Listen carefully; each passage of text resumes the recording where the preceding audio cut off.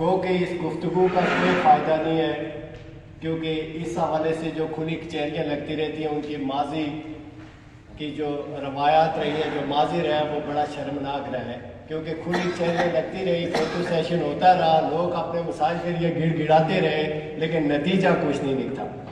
آج جو شخصیت یہاں تشریف فرما ہے، یہ میرے پاس اور آپ سب لوگوں کے پاس 10 جون 2021 کو یادگار شہداء پہ تشریف لائے، جب ہم وہاں دھرنا دے کے بیٹھے تھے اور انہوں نے یہاں کی عوام کے ساتھ کمٹمنٹ کی کہ 30 جون 2021 تک جن لوگوں نے گریٹر واٹر سپلائی اسکیم میں کرپشن کی وہ جیل کی سلاخوں کے پیچھے ہوں گے، اور اس منصوبے کے اوپر 30 جون کو واپس کام شروع ہوگا۔ انہوں نے فرمایا کہ عزیز آباد راولہ کوٹ تھوراڑ عزیز آباد راولہ کوٹ سڑک پر 30 جون تک کام شروع ہو جائے گا۔ بطور ڈپٹی کمشنر میں حکومتی نمائندگی کرتے ہوئے آپ سے یہ کمٹمنٹ کرتا ہوں، اور آج پتہ نہیں 2024 شروع ہو چکا ہے، وہ کوئی ایسا کام نہیں ہوا جو یہ کمٹمنٹ 2021 میں ہمارے ساتھ کر کے گئے تھے۔ یہاں بے شمار مسائل ہیں، ہم اس لیے بیان کر رہے ہیں کہ رسم دنیا ہے، نبھاتے جا رہے ہیں۔ ایک وقت آئے گا کہ اس ظلم کا خاتمہ ہوگا، ایک وقت آئے گا کہ ان لوگوں کے مسائل یہ خود عوامی راج کے ذریعے حل کریں گے۔ یہاں کوئی محکمہ ایسا نہیں ہے کہ جس کی یہاں مسائل بیان کی جائے کہ وہ اس ریاست کے لیے اور اس ریاست کے عوام کے لیے سود مند ہے، بلکہ معاشی دہشت گردوں کا ایک گروہ ہے جو میرے اور آپ کے اوپر قبضہ کر کے بیٹھا ہوا۔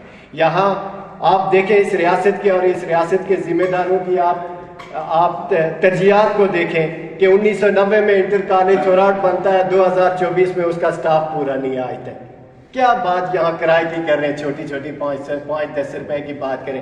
آپ کے بچوں کا مستقبل اندھیروں میں ہے، آپ کے بچوں کا کوئی مستقبل ہی نہیں ہے کہ آپ کے کالج میں کوئی سٹاف موجود نہیں ہے، آپ کے ڈگری کالج میں سٹاف موجود نہیں ہے، آپ کے گرلز کالج میں سٹاف موجود نہیں ہے۔ اور پھر یہ ظلم ہوا ہمارے ساتھ کہ جو وزیروں اور مشیروں کی ظفر موج میرے اور آپ کے اوپر بھرتی کی گئی، وہ یہاں اس حلقے کے اندر سے، اس بے یار و مددگار حلقے کے اندر سے سٹاف کو اٹھا کر اپنے حلقے میں تعینات کریں، اور یہاں سٹاف کی کمی ہمارے پورے حلقے کے اندر تمام کالجز کالجز کے اندر سٹاف کی کمی کر دی گئی ہے، جس کی وجہ سے ہمارا تعلیمی نظام کلیپس کر گیا ہے۔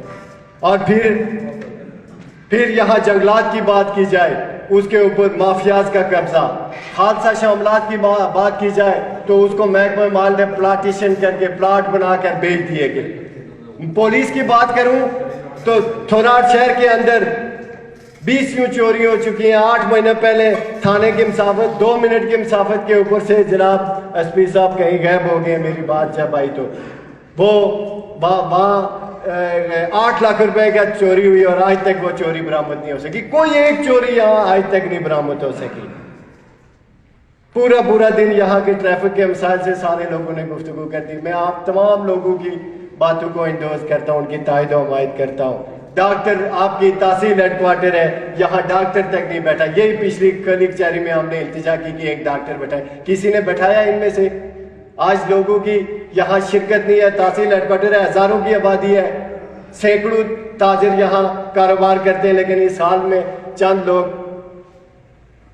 آپ پہ عدم اعتماد کر دیا ہے یہاں کے عوام نے، اس ریاست کے اوپر عدم اعتماد کر دیا یہاں کے عوام نے۔ اور پھر آپ کو شرم آنی چاہیے کہ کروڑوں روپے کی گاڑیاں یہاں باہر کھڑی ہیں، اور یہاں میری ماں بہن بیٹی درد ذی کی حالت میں ایڑیاں رگڑ کے مر رہی ہے، اور آپ یہ اتنا بڑا پروٹوکول لے کے پھر رہے اس غلام ریاست کے اندر، یہاں کے غریبوں کا خون چوس رہے ہیں۔ یہاں آج ڈاکٹر لے کے ڈپٹی کمشنر کو آنا چاہیے تھا کہ بھئی یہ ڈاکٹر تھوراڑ کے لوگوں کو لے کے آئے، یہ یہاں موجود رہے گا 24 گھنٹے۔ یہاں سٹاف کی کمی کو پورا کر کے ان کو آنا چاہیے تھا۔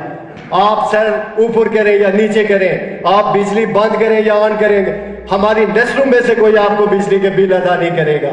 یہ ریاست میرے باپ داداؤں نے اپنی جانیں دے کے قربان کی ہے، ہم ان بدماشوں کو گنڈا ٹیکس نہیں دیں گے۔ اور میں یہ واضح کرنا چاہتا ہوں یہاں کے عوام کے بھی آپ پہ کہ اگر یہاں لوڈ شیڈنگ کے نام پہ بجلی بند کر کے لوگوں کو زیر کرنے کی کوشش کی گئی تو ہماری لاشوں سے نیلم جیلم ٹرانسمیشن لائن گزرے گی۔ ہم نیلم جیلم لائن توڑ کر آپ کو ناک کی لکیریں کھنچوائیں گے یہاں پہ۔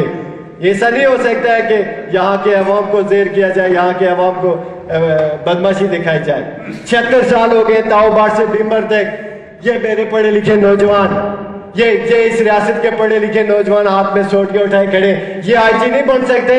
آئی جی یہاں سے سندھ سے بلوچستان سے بدماش لا کے ہمارے اوپر بٹھایا جاتا ہے، میرا پڑھا لکھا نوجوان صرف سوٹیاں لے کے یہاں کھڑا ہے، ہاتھ میں ریفل پکڑ کے اس کے پروٹوکول میں کھڑا ہے۔ ہم نہیں مانتے اس پولیس کو جب تک آزاد کشمیر کے اندر سے آزاد کشمیر کا نوجوان آئی جی بھرتی نہیں کیا جاتا ہے۔ اور آخر میں ڈی سی صاحب، آپ نے کہا کہ شر پسند اور دہشت گرد یہاں بیٹھے ہوئے، آٹا مانگنے والے، دوائی مانگنے والے، تعلیم مانگنے والے، پرامن اپنے حقوق مانگنے والے، کہ اس ریاست کے اندر سے جو وسائل پیدا ہوتے ہیں ان کے اوپر سب سے پہلے یہاں کے ریاستی عوام کا حق ہے، ان کو آپ دہشت گرد اور شر پسند کہتے ہیں۔ آپ کو معافی مانگنی چاہیے، یہ شرمناک بات آپ نے کی ہے۔ ایک ڈپٹی کمشنر جو میرے ٹیکسوں پہ پڑھتا اور وہ مجھے کہے کہ یہ شر پسند اور دہشت گرد ہے، جو پرامن کہتا ہے کہ یہاں کے بچوں کو تعلیم دو، یہاں کے لوگوں کے مسائل حل کرو، اس کو آپ شر پسند اور دہشت گرد کہتے ہیں۔ ہم اپنی ریاست کے لیے، ریاست کے عوام کے لیے، ان کے حقوق کے لیے لڑیں گے۔ اس پہ کوئی جو مرضی ہمیں دہشت گردی اور شر پسندی اور غداری کے سرٹیفکیٹ دیتا ہے، یہ ہمارے لیے اعزاز کی بات ہے۔ ہم نہیں مانتے آپ کے اس قانون کو، نام نہاد قانون کو اور نام نہاد نظام کو۔ آج یہ عوام آپ کو مسترد کرتی ہے، یہاں کے حکمرانوں کو مسترد کرتی ہے، اپنی آزاد خود مختار ریاست کے لیے جنگ کا اور جدوجہد کا اعلان کرتی ہے۔